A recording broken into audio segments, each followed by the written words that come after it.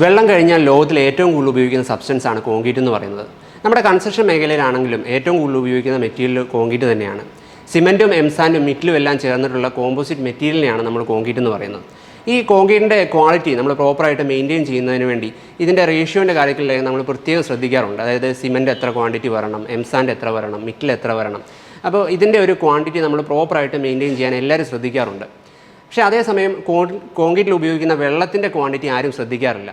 ഈ ഒരു കോൺക്രീറ്റിനെ സംബന്ധിച്ച് അതിനകത്തെ വാട്ടർ സിമെൻറ്റ് റേഷ്യോ, അതായത് അതിനകത്ത് ഉപയോഗിക്കുന്ന വെള്ളത്തിൻ്റെ അളവിനനുസരിച്ച് ഈ കോൺക്രീറ്റിൻ്റെ സ്ട്രെങ്തിലും ഡ്യൂറബിലിറ്റിയിലും ഒക്കെ കാര്യമായ മാറ്റം വന്നേക്കാം. അതായത് കോൺക്രീറ്റിൽ വെള്ളം കൂടിക്കഴിഞ്ഞാൽ അതിൻ്റെ ഡ്യൂറബിലിറ്റി കുറയാനായിട്ടും അതിൻ്റെ പ്രോപ്പറായിട്ട് വാട്ടർ സിമെൻറ്റ് റേഷ്യോ മെയിൻറ്റെയിൻ ചെയ്ത് കഴിഞ്ഞാൽ ഇതിൻ്റെ സ്ട്രെങ്ത് നല്ല രീതിയിൽ വരാനായിട്ടും ഒക്കെ വളരെ സാധ്യതയുണ്ട്. പക്ഷേ ഈ വെള്ളത്തിൻ്റെ കാര്യം പൊതുവേ വെള്ളം എത്ര മിക്സ് ചെയ്യുന്നുണ്ട് എന്നുള്ളതിനെക്കുറിച്ച് ആരും ശ്രദ്ധിക്കാറില്ല.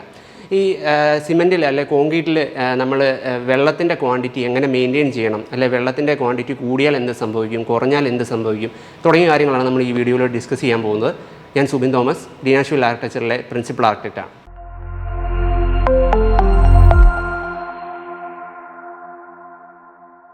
നമ്മൾ ഉപയോഗിക്കുന്ന പലതരത്തിലുള്ള കോൺക്രീറ്റിൽ ഈ വാട്ടർ സിമെൻറ്റ് റേഷ്യോ എന്ന് പറയുന്നത് 0.4-നും 0.6-നും ഇടയിൽ വേരി ചെയ്യുന്ന രീതിയിലായിരിക്കും ഉണ്ടാവുക.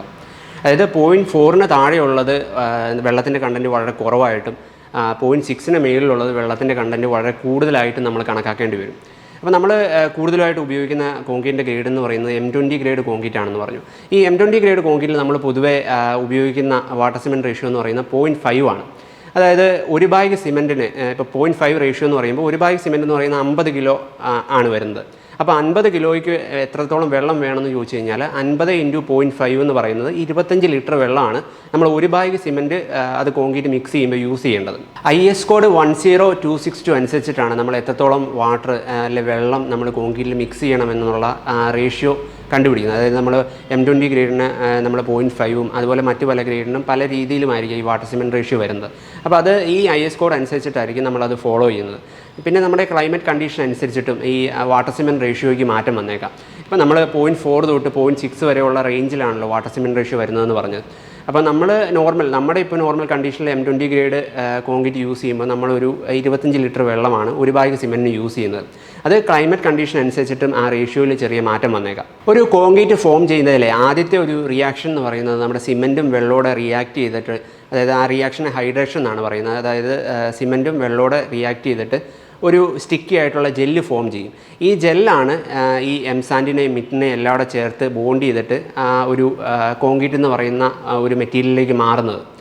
അപ്പോൾ ഈ ഹൈഡ്രേഷൻ പ്രോസസ്സ് കറക്റ്റായിട്ട് നടക്കുന്നതിന് നമുക്കൊരു വെള്ളം ആവശ്യമുണ്ട്. അതായത് നമ്മൾ ഇതിനകത്ത് ഉപയോഗിക്കുന്ന ഒരു വെള്ളത്തിൻ്റെ 23% നമ്മൾ ഈ സിമെൻറ്റിൻ്റെ ഹൈഡ്രേഷൻ പ്രോസസ്സ് നടക്കാനായിരിക്കും. സിമെൻറ്റും വെള്ളത്തോടെ റിയാക്ട് ചെയ്തിട്ട് ആ ജെല്ല് ഫോം ചെയ്യാനായിട്ട് അതിന് വേണ്ടിയിട്ടാണ് നമ്മൾ 23% വെള്ളം യൂസ് ചെയ്യുന്നത്. ബാക്കി ഒരു 15% എന്ന് പറയുന്നത് ഇതിൻ്റെ കോൺക്രീറ്റിൻ്റെ ഒരു എക്സ്പാൻഷനുണ്ട്. അതായത് ഇതിൻ്റെ വോളിയം ഇൻക്രിമെൻറ്റ്, അതായത് നമ്മളിത് റിയാക്ട് ചെയ്തിട്ട് വെറ്റായിട്ടുള്ള ഫോമിൽ നിന്ന് ഡ്രൈ ആയിട്ട് വരുമ്പോഴത്തേനുള്ള ഒരു വോളിയം ഇൻക്രിമെൻറ്റിന് വേണ്ടിയിട്ടും ഇതിനകത്ത് വെള്ളം യൂസ് ചെയ്യുന്നുണ്ട്. അത് ഏകദേശം ഒരു 15% വെള്ളമാണ് അതിന് യൂസ് ചെയ്യുന്നത്. അങ്ങനെ ടോട്ടൽ 38% വെള്ളമാണ് നമ്മൾ കോൺക്രീറ്റ് ആകാൻ വേണ്ടിയിട്ട്, അതായത് സിമെൻറ്റും എംസാൻഡും മിറ്റിലും വെള്ളത്തോടെ ചേർന്നിട്ട് കോൺക്രീറ്റ് എന്ന് പറഞ്ഞ ഫോമിലേക്ക് വരാൻ വേണ്ടിയിട്ട് ആവശ്യമായിട്ടുള്ള വെള്ളം എന്ന് പറയുന്നത് 38%. അതായത് ഒരു വാട്ടർ സിമെൻറ്റ് റേഷ്യോ ഏറ്റവും മിനിമം 0.38 ഉണ്ടെങ്കിലേ ഉള്ളൂ നമുക്ക് ഈ കോൺക്രീറ്റ് എന്ന ഫോമിലേക്ക് ഈ മെറ്റീരിയൽ എല്ലാം കൂടെ ചേർന്നിട്ട് വരുള്ളൂ. അപ്പോൾ അതിനെ റൗണ്ട് ചെയ്തിട്ടാണ് ഈ 0.4 എന്നുള്ള ഒരു മിനിമം ലെവൽ അല്ലെ മിനിമം വാട്ടർ സിമെൻറ്റ് റേഷ്യോ എന്ന് നമ്മൾ പറയുന്നത്. നമ്മുടെ വാട്ടർ സിമെൻറ്റ് റേഷ്യോ 0.4 to 0.6 ആണ് നമ്മൾ ഓൾറെഡി പറഞ്ഞു. അതായത് 0.4 എന്ന് പറഞ്ഞാൽ മിനിമം എന്ന് പറയുന്നത് ഈ ഹൈഡ്രേഷനും ഈ വോളിയം ഇൻക്രിമെൻറ്റും നടക്കാൻ വേണ്ടിയിട്ടുള്ള ആ ഒരു വെള്ളത്തിൻ്റെ ക്വാണ്ടിറ്റിനെയാണ്. അപ്പോൾ നമ്മൾ മിനിമം 0.4 എങ്കിലും വാട്ടർ സിമെൻറ്റ് റേഷ്യോ ഉണ്ടായാലേ ഉള്ളൂ നമുക്ക് പ്രോപ്പറായിട്ടുള്ള ഒരു കോൺക്രീറ്റ് ഉണ്ടാവുകയുള്ളൂ. അപ്പോൾ 0.4-ൽ താഴേക്ക് പോയി കഴിഞ്ഞാൽ ഈ ഹൈഡ്രേഷൻ പൂർണ്ണമായിട്ട് നടക്കാതെ ആ കോൺക്രീറ്റിൻ്റെ ക്വാളിറ്റീനെ അത് അഫക്റ്റ് ചെയ്യാനായിട്ടൊരു സാധ്യതയുണ്ട്.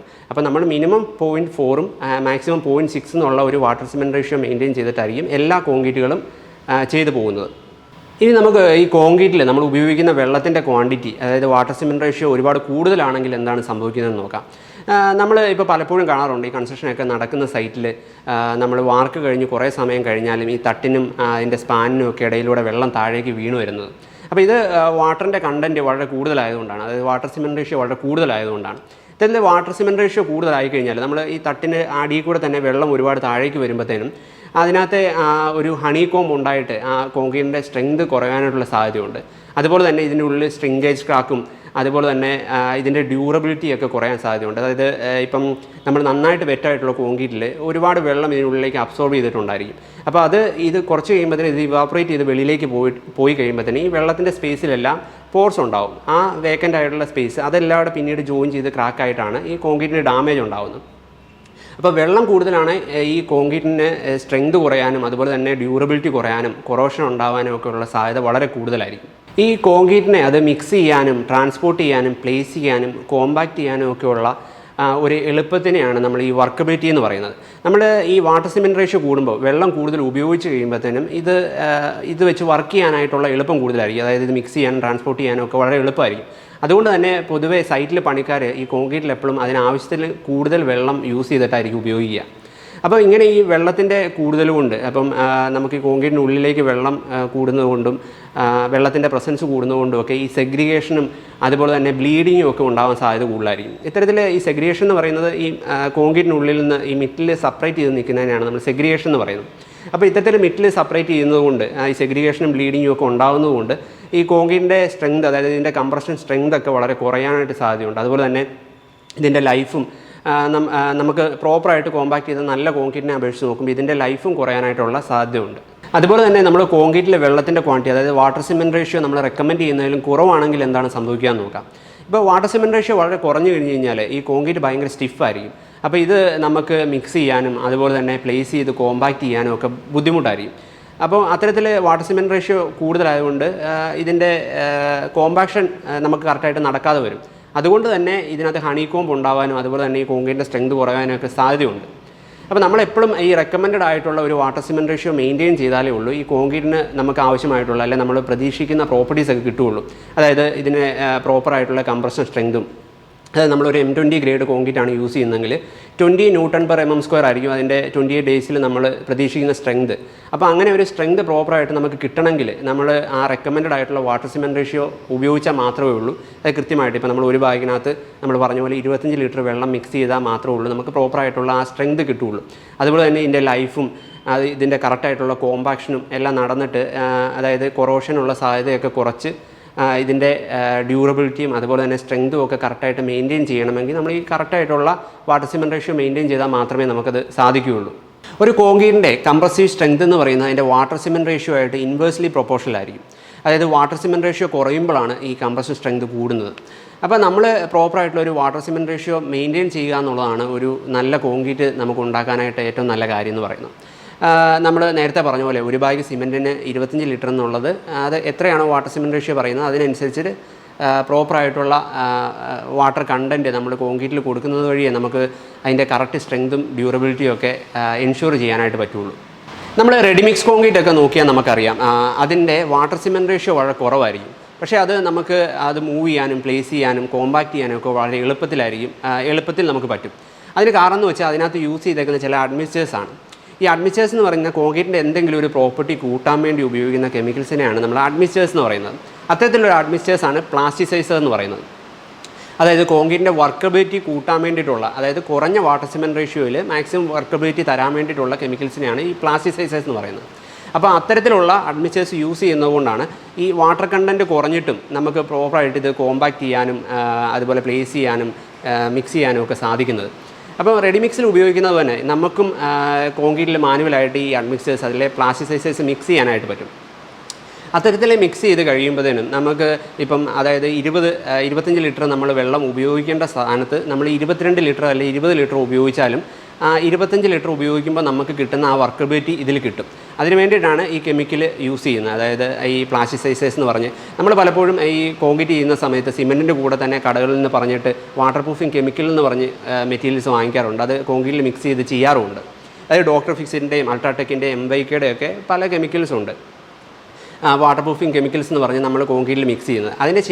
അതിൻ്റെ യഥാർത്ഥ പർപ്പസ് എന്ന് പറയുന്നത് ഈ പ്ലാസ്റ്റിസൈസേഴ്സ് എന്നുള്ള യൂസാണ്. അതായത് നമ്മൾ കോൺക്രീറ്റിൻ്റെ വർക്കബിലിറ്റി കൂട്ടാൻ വേണ്ടിയിട്ടാണ് ഇത്തരം കെമിക്കൽസ് യൂസ് ചെയ്യുന്നത്. അതായത് ഒരു ബാഗ് സിമെൻറ്റ് മിക്സ് ചെയ്യുന്ന സമയത്ത് നമ്മൾ 25 ലിറ്റർ വെള്ളം ഒഴിക്കേണ്ട സ്ഥാനത്ത് നമ്മൾ 20 ലിറ്ററോ 22 ലിറ്ററോ വെള്ളം ഒഴിച്ചിട്ട് 125 ml 250 ml ആ കമ്പനി റെക്കമെൻഡ് ചെയ്യുന്ന പോലെ ഈ വാട്ടർ പ്രൂഫിങ് കെമിക്കൽസ് അല്ലെങ്കിൽ ഈ പ്ലാസ്റ്റിസൈസേഴ്സ് കൂടെ യൂസ് ചെയ്ത് കഴിയുമ്പോഴത്തേനാണ് നമുക്ക് പ്രോപ്പറായിട്ടുള്ള വർക്കബിലിറ്റി കിട്ടുന്നത്. അത്തരത്തിൽ ചെയ്ത് കഴിയുമ്പോൾ നമുക്ക് ഈ വാട്ടർ സിമെൻറ്റ് റേഷ്യോ കുറയ്ക്കാനും അതുപോലെ തന്നെ പ്രോപ്പറായിട്ട് കോൺക്രീറ്റ് പ്ലേസ് ചെയ്ത് കോമ്പാക്റ്റ് ചെയ്ത് അതിൻ്റെ ഒരു സ്ട്രെങ്ത് എൻഷുർ ചെയ്യാനായിട്ടും നമുക്ക് പറ്റും. അങ്ങനെ ഇത്തരത്തിലുള്ള പ്ലാസ്റ്റിസൈസേഴ്സ് നമ്മൾ യൂസ് ചെയ്ത് കഴിയുമ്പോൾ തന്നെ ഈ കോൺക്രീറ്റിൻ്റെ പ്രോപ്പർട്ടീസ് എല്ലാം കൂടുകയും വാട്ടർ സിമെൻറ്റ് റേഷ്യോ കുറച്ച് തന്നെ നമുക്ക് നല്ല കോൺക്രീറ്റ് ചെയ്യാനും പറ്റും.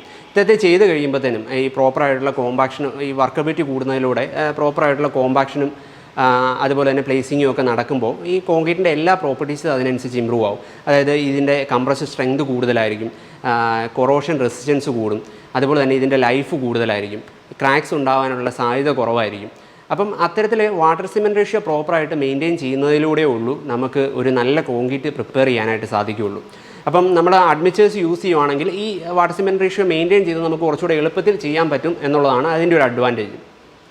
അപ്പോൾ ഈ രീതിയിൽ പ്രോപ്പറായിട്ടുള്ള വാട്ടർ സിമെൻറ്റ് റേഷ്യോയും അതുപോലെ തന്നെ അഡ്മിച്ചേഴ്സൊക്കെ ഉപയോഗിച്ച്, അതായത് പ്ലാസ്റ്റിസൈസേഴ്സൊക്കെ ഉപയോഗിച്ച് നമ്മൾ പ്രോപ്പറായിട്ടുള്ള വാട്ടർ സിമെൻറ്റ് റേഷ്യോ മെയിൻറ്റെയിൻ ചെയ്തിട്ടാണ് നമുക്ക് നല്ല കോൺക്രീറ്റ് പ്രിപ്പയർ ചെയ്യാനായിട്ട് പറ്റുക. ഈ വീഡിയോയിലൂടെ കോൺക്രീറ്റിൻ്റെ പ്രോപ്പർട്ടീസ്, അതായത് അതിൻ്റെ സ്ട്രെങ്തും ലൈഫും ഒക്കെ മെയിൻറ്റെയിൻ ചെയ്യുന്നതിന് വാട്ടർ സിമെൻറ്റ് റേഷ്യോ എങ്ങനെ പ്രധാനപ്പെട്ട ഘടകമാകുന്നു എന്നുള്ളത് നിങ്ങൾക്കൊക്കെ മനസ്സിലായെന്ന് വിചാരിക്കുന്നു. മറ്റൊരു ടോപ്പിക്കുമായി വീണ്ടും കാണാം. Thank you.